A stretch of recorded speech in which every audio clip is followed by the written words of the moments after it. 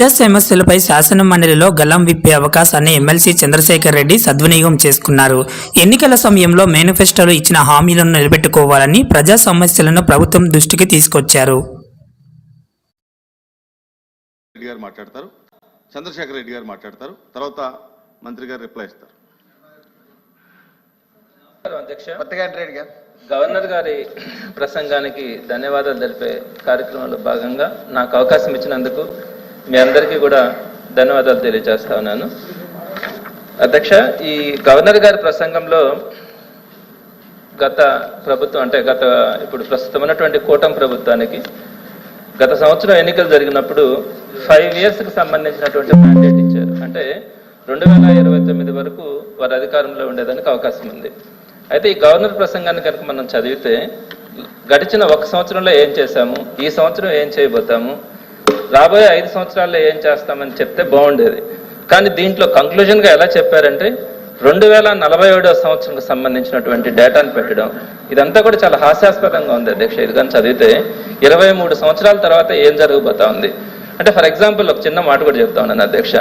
ఇప్పటిదాకా తలసరి ఆదాయం మనకి 77 సంవత్సరాల స్వాతంత్రం వచ్చిన తర్వాత తలసరి ఆదాయం 2.68 లక్షలు ఉంటే, ఇంకొక 23 సంవత్సరాల తర్వాత ఏకంగా 58 లక్షలు, అంటే ఎవ్రీ ఇయర్ 15% హైక్తో 58 లక్షలకి తీసుకెళ్తామని చెప్పడం అసలు ఊహించడానికి కూడా సాధ్యం కాదు అధ్యక్ష. అలానే మన జీడిపి అంటే మన రాష్ట్ర సంపద ఈ 77 సంవత్సరాలలో కేవలం 16 లక్షల కోట్ల సంపద మన దగ్గర ఉంటే, ఈ 23 సంవత్సరాల్లో ఇంకొక 23 సంవత్సరాలకి 308 లక్షల కోట్ల ఆర్థిక సంపదనని సృష్టిస్తామని చెప్పి 2047వ సంవత్సరం గురించి గవర్నర్ గారి దగ్గర చెప్పించడం అన్నది చాలా హాస్యాస్పదంగా ఉంది. ఎక్కడా కూడా ఇంత ఎవ్రీ ఇయర్ 15% హైక్ అన్నది అటు పర్ క్యాపిటల్ ఇన్కమ్ కానీ ఇటు జీడిపి కానీ ఇవన్నీ కూడా ఎవ్రీ ఇయర్ 15% హైక్ అన్నది అసలు సాధ్యం కానటువంటిది. అసలు దీని గురించి ఇక్కడ ప్రస్తావన ఎందుకు తీసుకురావాలా 2047 గురించి? అదేవిధంగా ఈ 15% హైక్ కనుక పాసిబుల్ అయితే పర్ క్యాపిటల్ ఎక్స్పెండిచర్ కానీ ఎవ్రీథింగ్ కూడా 15% ఎక్స్ట్రా ఉండాలా. అంటే ఇప్పుడు మనం సంక్షేమ పథకాలు ఇస్తా ఉన్నాం, 4,000 రూపాయలు పేదలకు ఇస్తా ఉన్నాం, దాన్ని కూడా ఎవ్రీ ఇయర్ మనం 15% పెంచి ఇవ్వగలమా? అలా పెంచి ఇవ్వాలంటే 5 సంవత్సరాలకి 8,000 ఇవ్వాలా?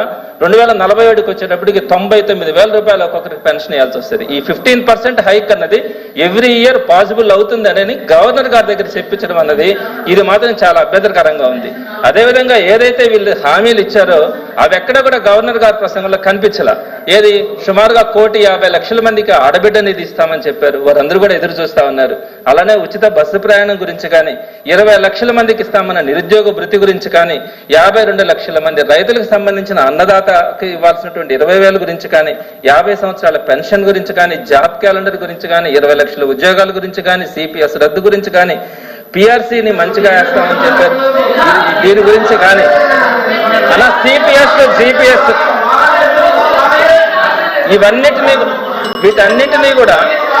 వీటన్నిటినీ కూడా ఎక్కడా ప్రస్తావించకుండా ఈ గవర్నర్ సార్ వీళ్ళు మాట్లాడితే అన్న మీరు మాట్లాడితే పైకి వచ్చేస్తా ఉన్నారు. మాట్లాడితే అన్న మీరు చెప్పే దీంట్లో చదవండి అన్న, నేను ఇస్తాను, మీ దగ్గర బుక్ ఇస్తానన్న, నేను పంపిస్తాను సార్, మీకు నేను పంపిస్తాను సార్. వాళ్ళు ఇచ్చినటువంటి మేనిఫెస్టోలో సిపిఎస్ గురించి దీంట్లో ఉంది సార్. సార్ దయచేసి నన్ను కొద్దిసేపు మాట్లాడితే సమాధానం చెప్తారు.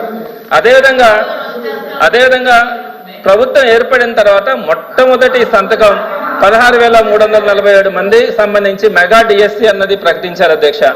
అది సుమారుగా అధ్యక్ష ఇక్కడ బాధాకరం ఏంటంటే నేను కూడా ఒక టీచర్గా పనిచేశాను అధ్యక్ష. సుమారుగా 5 లక్షల మంది సంవత్సరం రోజుల నుంచి ప్రైవేట్ ఉద్యోగాలు చేసుకుంటా ఉంటే వారందరూ కూడా ప్రైవేట్ ఉద్యోగాలు మానేసి ప్రిపేర్ అవుతున్నారు అధ్యక్ష. వారందరూ కూడా ఈరోజు ఎప్పుడు డిఎస్సి పూర్తి చేస్తారు, ఒక్క నెలలో పూర్తి చేయాల్సినటువంటి మెగా డిఎస్సిని 9 నెలలైనా కూడా ఎప్పటికీ పూర్తి చేస్తారో కూడా తెలియకుండా ఇబ్బంది పడతా ఉన్నారు అధ్యక్ష. దయచేసి దాని గురించి ఒక క్లారిటీ ఇవ్వకుండా పలానా రోజు లోపల మేము పూర్తి చేస్తామని. అదేవిధంగా అధ్యక్ష విద్యార్థి మిత్రాన్ని మేము ఇంప్లిమెంట్ చేస్తా ఉన్నాం అన్న అధ్యక్ష, సంతోషమే. అదంతా కూడా గత ప్రభుత్వం ఇచ్చినటువంటి కిట్స్ ని పంచడం కూడా జరిగింది. ఇకపోతే మనబడి మన భవిష్యత్తు ద్వారా మౌలిక సదుపాయాలు ఆధునీకరిస్తున్నామని చెప్పి దీంట్లో మెన్షన్ చేశారు అధ్యక్ష. నేను ఒక విషయం చెప్తాను అధ్యక్ష, నాడు నేడు అని గత ప్రభుత్వం తీసుకొని వస్తే అవన్నీ ఇన్కంప్లీట్ అయి ఉన్నాయి అధ్యక్ష. మీకు తెలిసి ఉంటుంది, చాలా దగ్గరలో ఆ ఇన్కంప్లీట్ అయిన బిల్డింగ్స్ దగ్గరికి పిల్లలు వెళ్ళి పట్టుకుంటే దాని కింద పెట్టి చనిపోయారు అధ్యక్ష. నెల్లూరులోనే ఒక అబ్బాయి చనిపోయాడు అధ్యక్ష. మరి ఇవన్నీ కూడా కంప్లీట్ చేయమని చెప్తామని ఏదైతే ఇప్పుడు మనబడి మన భవిష్యత్తు కింద పెండింగ్ లో ఉన్నటువంటి పనులన్నీ కూడా ఈ అకాడమిక్ ఇయర్ లో పూర్తి చేస్తామనే పదం కూడా చెప్పకుండా అవన్నీ కూడా మేము చేస్తా ఉన్నామని చెప్పడం. ఇంకొక విషయం అధ్యక్ష, 28వ పాయింట్లో 9 విశ్వవిద్యాలయాలకు వైస్ ఛాన్సలర్ నియమించామన్నారు అధ్యక్ష. వైస్ ఛాన్సలర్ నియమించడం అనేది గవర్నమెంట్ చేస్తున్నటువంటి రెగ్యులర్ ప్రాసెస్. ఇక్కడ నేను ఒక విషయాన్ని మీ దృష్టికి తీసుకొని వస్తాను అధ్యక్ష. ఏ ప్రభుత్వాలు మారొచ్చేమో కానీ వైస్ ఛాన్సలర్ వ్యవస్థ మాత్రం కంటిన్యూగా కొనసాగుతుంది అధ్యక్ష. అందరూ కూర్చోండి, కూర్చోండి, మీరు అందరూ కూర్చోండి, మీరు కూర్చోండి. 19 మంది వైస్ ఛాన్సలర్ రాష్ట్రంలో ఉంటే 17 మంది ప్రభుత్వం వచ్చిన వెంటనే ఒక 1 or 2 months లో వాళ్ళందరూ కూడా రిజైన్ చేస్తారంటే మీరు ఒకటే అధ్యక్ష, నెల్లూరులోనే చూశాను అధ్యక్ష. అక్కడికి వెళ్ళి గొడవలు చేసి గందరగోళం చేశారు అధ్యక్ష. అతను పారిపోయాడు రిజైన్ చేసి. నేనేమంటానంటే అధ్యక్ష, కమిటీ వేయండి అధ్యక్ష. మీరు ఒక కమిటీ 17 మంది రాజీనామాలు చేయాల్సిన అవసరం ఎందుకు వచ్చింది? జరిగిందా? బెదిరించామంటారు కమిటీ. ఒక్క నిమిషం కూర్చో, ఒక్క నిమిషం మీరు చెప్పండి. ఒక్క నిమిషం అధ్యక్ష. కూర్చో అధ్యక్ష, గౌరవ సభ్యులు చాలా స్పష్టంగా చంద్రశేఖర్ వైస్ ఛాన్సలర్స్ ని ఎన్డీఏ ప్రభుత్వం బెదిరించి రాజీనామా చేయించారు అని చెప్పి రికార్డులో ఉంది అధ్యక్ష. మీరు చెప్పారు ఎవరు బెదిరించారు చెప్పండి. ఎన్డీఏ కాదు, ఎవరు బెదిరించారు చెప్పండి. ఎన్డీఏ ప్రభుత్వం ఉంది ఇక్కడ, ఎవరు బెదిరించారు చెప్పానండి. ఐఎమ్ ఛాలెంజింగ్ ద మెంబర్ అధ్యక్ష. ఏదో రాయేస్తాం, మేమేదో మట్టేస్తాం, తర్వాత మీరు దులుపుకోండి అంటే ఏంటి అధ్యక్ష? ఇది పెద్దల సభ, వాస్తవానికి దగ్గరగా మాట్లాడాలి కదా అధ్యక్ష. వాళ్ళు రాజీనామా చేశారు. ఎందుకు రాజీనామా చేశారో ప్రెస్ మీట్ పెట్టి చెప్పానండి.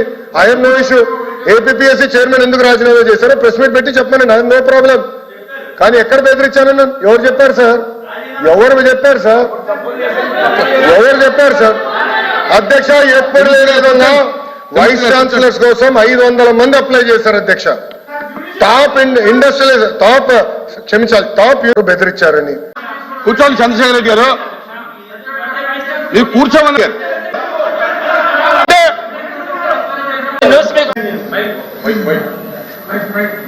అధ్యక్ష. అయిపోయింది అధ్యక్ష. వినండి, ఒక్క మాట అధ్యక్ష. నేను ఎవిడెన్సెస్ ఇస్తున్నాను అధ్యక్ష. నేను ఎవిడెన్స్ మరెన్నో వీడియోల కోసం మా ఛానల్ ని సబ్స్క్రైబ్ చేసుకుని పక్కనే ఉన్న బెల్ ఐకాన్ ని క్లిక్ చేసి యాక్టివేట్ చేసుకోండి.